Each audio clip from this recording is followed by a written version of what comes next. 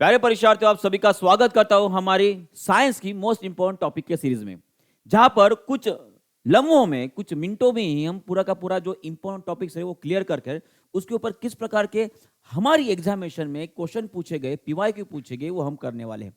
ये सीरीज ना बल्कि सभी के सभी टीचिंग एग्जामिनेशन के लिए, बल्कि उन सभी एग्जामिनेशन के लिए जो हमारे भारत में लिए जाते थे, रेलवे हो गई, एसएससी हो गई, यूपीएससी तक एग्जामिनेशन में इन टॉपिक से बार बार क्वेश्चन पूछे गए हैं।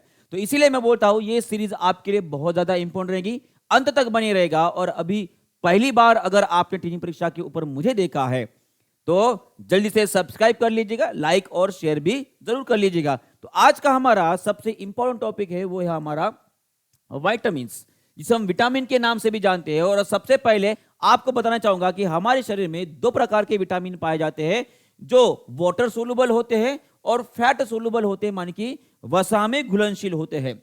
अब वाटर सोलुबल और फैट सोलुबल में कौन कौन से आते हैं, मैं अगर आपको बात बोलूंगा तो एक शब्द आपको ध्यान में रखना है जिसका नाम है कीडा, KEDA बराबर है।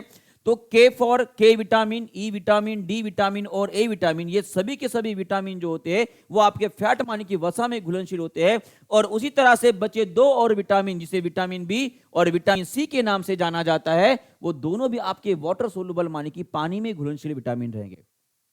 मैं अगर बात करूं विटामिन बी की, तो विटामिन बी बी कॉम्प्लेक्स के नाम से भी जाना जाता है। कौन से नाम से जाना जाता है? बी कॉम्प्लेक्स के नाम से जाना है, जहां पे लगभग 8 प्रकार के बी विटामिन पाए जाते हैं। और उसी तरह से मैं आपको विटामिन सी के बारे में भी बताने वाला हूं, पर थोड़ा सा सब्र रखिए, ठीक है। सभी विटामिन हमारे लिए बहुत ज्यादा इंपॉर्टेंट रहेंगे। तो सबसे पहले देखते हैं कि फैट और वाटर सोलुबल का मतलब क्या होता है। देखिए, अगर मैं फैट सोलुबल विटामिन की बात करूंगा, जो पानी में घुलनशील होते हैं, ये हमारे शरीर में जमा नहीं किए जाते, माने कि स्टोर किए नहीं जाते हैं। माने कि अगर इसकी मात्रा हमारे जरूरत से ज्यादा हो जाती है तो ये हमारे यूरिन के द्वारा, माने कि मूत्र के द्वारा जो है बाहर निकल जाएगा। पर जो फैट सोलुबल विटामिन होते हैं हमारे शरीर में कई लंबे समय तक हमारे लीवर में स्टोर किए जाते हैं। कहां पर स्टोर किए जाते हैं? लीवर में स्टोर किए जाते हैं। ये भी आपको याद रखना है। थोड़ा सा आगे बढ़ते हैं। उसके बाद मैं आपको बताना चाहूंगा कि के विटामिन और एंटीऑक्सीडेंट विटामिन के बारे में अक्सर बहुत सारी एग्जामिनेशन में पूछा गया है। तो यहां पे ये आपको याद रखना है कि अगर एंटीऑक्सीडेंट विटामिन कौन से होते, अगर ये पूछा जाता है तो आपको याद रखना है ACES, माने कि ए विटामिन, सी विटामिन और ई विटामिन। और उसी तरह से अगर विटामिन के बारे में पूछा जाता है तो सबसे पहले विटामिन के हमारे शरीर के लिए इसलिए इंपॉर्टेंट है क्योंकि अगर ये रक्त का स्त्राव जो होता है उसे रोकने के लिए मदद करता है, माने कि इसे हम ब्लड क्लोटिंग विटामिन से बोला जाता है। ब्लड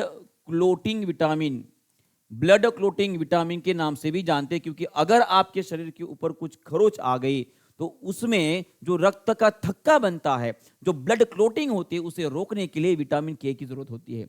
और उसी तरह से ये विटामिन के जो है हमारे शरीर में जो लार्ज इंटेस्टाइन होता है वहां पे मौजूद जो प्रोबायोटिक्स होते हैं।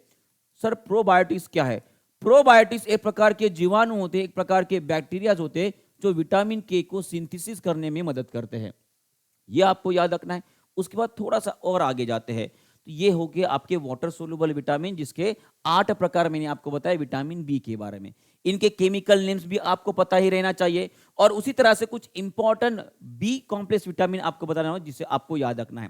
जैसे कि मैं अगर B12 की बात करूंगा तो इसके बारे में बहुत एग्जामिनेशन में बहुत सारे क्वेश्चन पूछे गए और मैक्सिमम तौर पर पूछा गया है कि कोबाल्ट नाम का जो एलिमेंट होता है वो कौन से विटामिन में पाया जाता है, तो उसका आंसर आपका B12 रहेगा।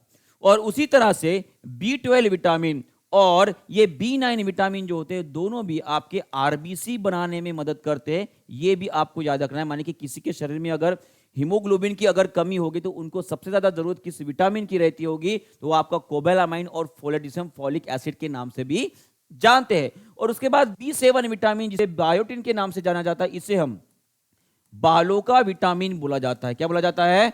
बालों का विटामिन बोला जाता है। ये भी आपको क्लियरली इंडिकेट करता है कि ये भी आपके लिए इंपॉर्टेंट रहने वाला है। यहां तक क्लियर है?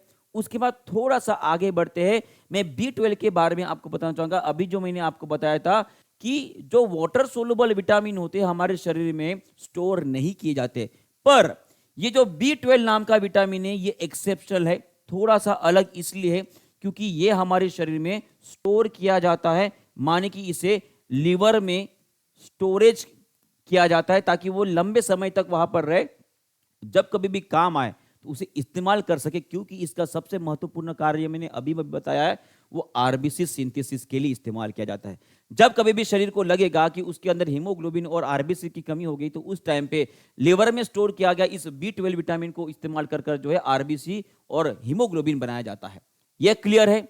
चलिए थोड़ा सा और आगे बढ़ते हैं, और ये टेबल है जो इतना ज्यादा इंपॉर्टेंट है कि हर टीचिंग एग्जामिनेशन में, साथ में आरआरबी, उसके साथ साथ आपकी यूपीएससी और साथ साथ जितनी भी टीचिंग एग्जामिनेशन है सभी में पूछा गया इस टेबल से क्वेश्चन। तो एक एक करके मैं आपको बताने वाला हूं कौन से विटामिन की कमी की वजह से कौन से रोग माने की डिसीज होते हैं। ये सीधा सीधा आपके एनसीईआरटी से लिया गया है। मैं आपको बताना चाहूंगा विटामिन ए की कमी के लॉस ऑफ विजन माने कि जिसे हम रतौंधी बोलते हैं वो डिसीज होता है। उसी तरह से विटामिन B1 जिसे हम थायमिन के नाम से जानते हैं, इसकी अगर कमी होगी तो आपको बेरी नाम का डिसीज होगा। उसी तरह से विटामिन सी की कमी हो गई तो आपके शरीर में स्कर्वी नाम का डिसीज होगा। स्कर्वी में आपके दांतों से में खून निकलना लगता है, और यही विटामिन सी जो है आपके शरीर में आयरन की एब्जॉर्प्शन में मदद करता है। आयरन की एब्जॉर्प्शन में मदद करता है, यह भी आपको क्लियर है। उसके बाद विटामिन डी, ये एकमात्र विटामिन है जो हमारे शरीर में हमारा शरीर खुद बनाता है। शरीर खुद बनाता है, और खुद बनाने के बाद अगर भी उसकी कमी हो गई तो छोटे बच्चों में रिकेट्स नाम की बीमारी हो जाती है, जिनमें सॉफ्ट बोन बन जाते हैं और बोन जो है वो जॉइंट से झुक जाते हैं। उसके बाद आता है कैल्शियम।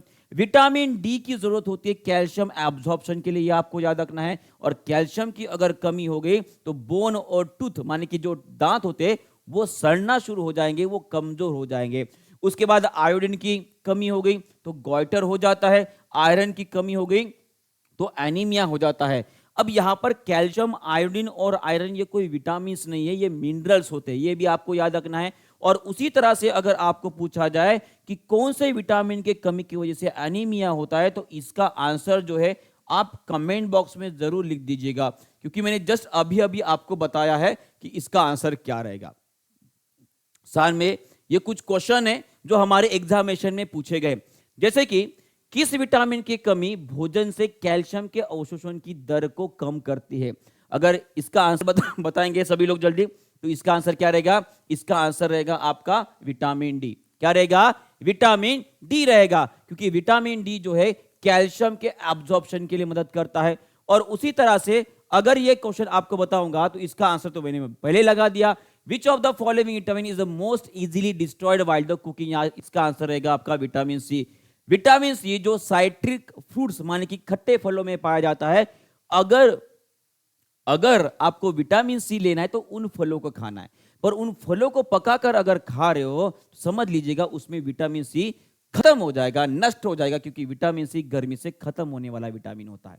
इतनी बात क्लियर हो गए। और उसी तरह से ये एक नेक्स्ट क्वेश्चन है जो आपके सीटेट के एग्जामिनेशन में 11/1/2022 को पूछा गया। अगर इसका आंसर आपको पता है तो इसे कमेंट बॉक्स में जरूर लिख दीजिएगा। और उसी तरह से सेशन हमारे चलते रहेंगे जहां पे इंपॉर्टेंट टॉपिक जो हमारे भारत के सभी एग्जामिनेशन में पूछे जाने वाले क्वेश्चंस रहेंगे, उनको टैकल करने के लिए जो इंपॉर्टेंट टॉपिक्स उसको मैं शेयर करते रहूंगा। और अगर ये आपको सेशन पसंद आया है, लाइक, शेयर और सब्सक्राइब भी कर लेंगे अगर आप नए हो टीचिंग परीक्षा को। तो आपका बहुत बहुत शुक्रिया। Thank you very much.